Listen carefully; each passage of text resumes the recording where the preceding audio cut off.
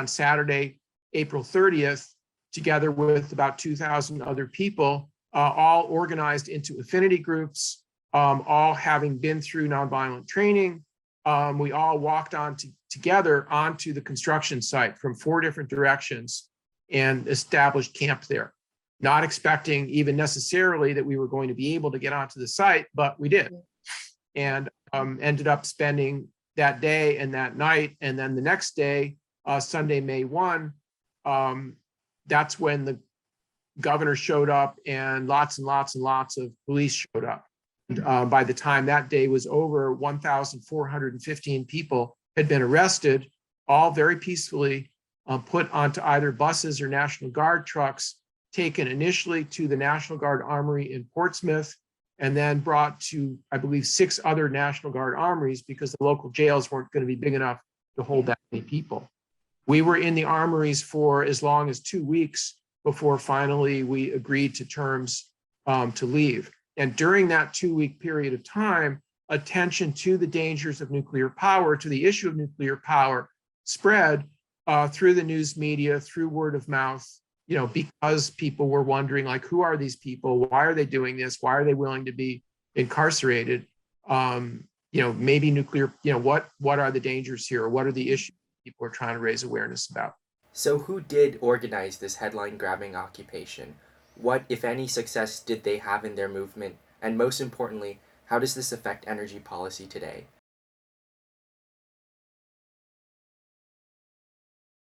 The Clamshell Alliance was founded in 1976 to protest the construction of the Seabrook nuclear power plant on the seacoast of New Hampshire. It promoted energy democratization and decentralization and used nonviolent direct action and consensus decision-making.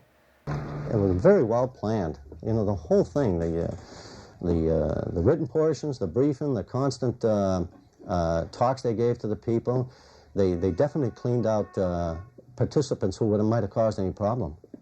I knew of several cases personally where they actually refused to have people participate who they didn't think would be of the right type of person. They were either frivolous or people who might fool around with drugs and so forth. So they really did a lot of cleaning out. But their planning was excellent. It was too good, overwhelmed me.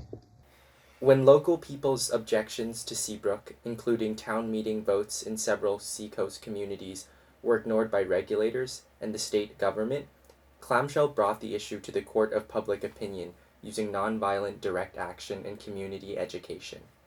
Despite the fact that we were outnumbered, outlobbied, outspent, our motivation was for the democratization of energy. Those who were opposed to nuclear power often were opposed because of environmental and health risks. It often turned out to be that the strongest argument that you could win on was the economics, by showing that it just didn't make economic sense. Economics is what really turned a tide in New Hampshire public opinion, because the Public Service Company wanted to integrate the construction costs into the rate base. The original proposal for the Seabrook nuclear site budgeted $900 million, but costs far exceeded their estimate. In the end, only one of the 2 reactors was ever finished, with the total cost of the project being over $7 billion. As it got more and more expensive and harder for them to come up with the cash that they needed, there was pressure to get the state to step in and help. There was something that was called construction work in progress electric rates. And the idea of that was a surcharge on your electric bill that was going to be used to help the company build the power plant. They could get the money from the ratepayers. They wouldn't have to borrow as much on Wall Street. And then ultimately, they argued the price of the plant would be cheaper and the electricity would then be cheaper. In order for that to work, you're forcing people to pay for electricity that isn't even getting produced yet. So a cousin group, you might call it, of the Clamshell Alliance, a group called the Granite State Alliance, organized a campaign called the Campaign to Stop the Rate Hike, which was totally focused on opposing construction work in progress electric rates. And ultimately, what that led to was Governor Meldrum Thompson getting defeated for re-election in 1978, and a new governor, a Democrat named Hugh Gallen. Hugh Gallen campaigned on the basis of anti-QIP. Now, I wish to make an important announcement. Earlier tonight, we projected the governor's race in New Hampshire, and we said that Meldrum Thompson, the incumbent governor, was going to be the winner. We are now withdrawing that projection. We are withdrawing the projection of Governor Meldrum Thompson to win re-election, and instead, we are now projecting Hugh Gallen, his Democratic challenger, to be the eventual winner of the race for governor of New Hampshire. Well, that, of course, may change the entire picture, too, as far as the New Hampshire primary in 1980 is concerned. Without Governor Thompson there, that could spell somewhat ominous news for Ronald Reagan, who was his great favorite. We'll have more ABC News election coverage of the 78 vote in a moment.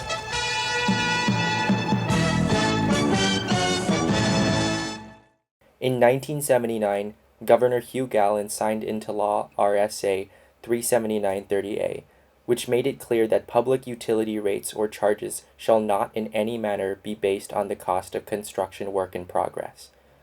All costs of construction work in progress shall not be included in a utilities rate base nor be allowed as an expense for rate-making purposes until and not before said construction project is actually providing service to customers. This means that utility companies could no longer charge ratepayers extra for future electricity that wasn't even being produced. This is the key to democratizing energy. They made sure the consumers were not beholden to the whims of a regulated monopoly. Unfortunately, before Election Day in 1978, the Clamshell Alliance largest rally yet would be the catalyst for their decline. We were moved by consensus. We were broken down into affinity groups. We had rotating responsibilities within those small groups. We sent delegated decisions to a central decision-making body where the consensus process worked again. And that was all part and parcel of this idea that we wanted to be consistent to a democratic process. They took that so seriously that it became their demise, because one person could refuse to go along. All decisions had to be unanimous. And so when people really were never going to agree, they would just block a decision. Leading up to their fourth occupation, which was to take place on June the 24th, 1978, a debate broke out about whether they should cut fences to access the construction site. Within a commitment to nonviolence, there's a range of different types of activities that different people feel are legitimate. And there's a lot of debates about the term that was used often was property destruction. So is harming property, can that be consistent with nonviolence? And if the construction site is surrounded by a fence, is it violent or not violent to take it down? It was very divisive within the movement. The then Attorney General of New Hampshire, Thomas Rath, made matters even more complicated when he made a proposal to the Clamshell Alliance. So there was already a lot of tension. And then when the Attorney General of the state of New Hampshire comes in and says, hey, how about we make a deal with you where we'll let you come onto the construction site, hold a rally as long as you all agree to leave afterward. That throws a big problem into the middle of the movement, with some people saying, yeah, we have to accept this deal. And some people saying, no, we are determined to shut the plant down through nonviolent direct action. That's what we said we were going to do, and we're going to do it. Ultimately, the Clamshell Alliance accepted Attorney General Rath's proposal and held their largest event yet. It drew roughly 20,000 entirely peaceful attendees, but the damage to the internal politics of the movement had already been done. It fell apart eventually on that, and so there were, a lot of, bad feelings among some of the people at the time. And while the Clamshell Alliance ultimately accepted that deal from the state and had the largest ever no nukes rally on the construction site in 1978, it did lead to a irreparable split within the Clamshell Alliance, which was then never again able to mount that type of unified demonstration. Even though it is no longer active today, The Clamshell Alliance brought energy policy to the forefront of New Hampshire state politics in the 1970s and influenced policy for the decades to come.